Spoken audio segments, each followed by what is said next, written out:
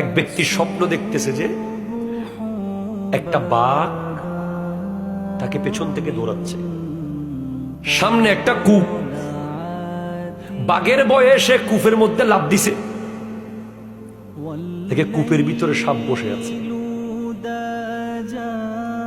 কূপ দিয়ে পড়তে পড়তে মাঝখানে সে একটা রশি পাইছে, ওটা ধরে ফেলছে।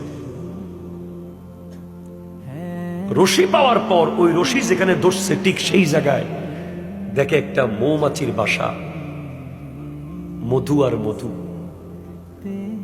এই মধু পাইয়া সে উপরে বাঘের কথাও ভুলে গেছে, নিচে সাপের কথাও ভুলে গেছে। এটা সত্য ঘটনা। এরপরে কিছুক্ষণ পর সে দেখে যে সে সব বলে মধু খাওয়া শুরু করছে, রশি ধরে আছে আর মধু খাইতে আছে।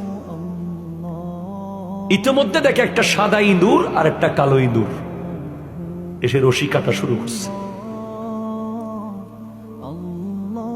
এখন যেই মাত্র রশিটা শেষ মুহূর্তে গেছে গা, এখন পড়বে, ঠিক নিচে পড়ে যাচ্ছে, তার ঘুম পেয়ে গেছে। এবার সে ইমাম গাজালির দরবারে গিয়ে বলে, হুজুর আমি এটা কি দেখলাম?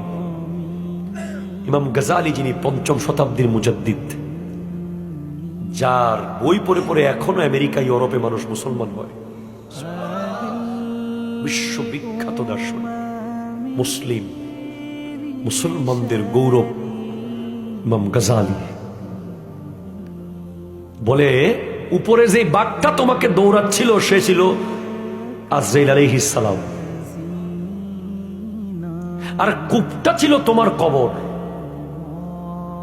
নিচে সাপগুলো তোমার কবরের আযাব, আর রশিটা ছিল তোমার হায়াত, মৌমাছির বাসা ছিল দুনিয়া।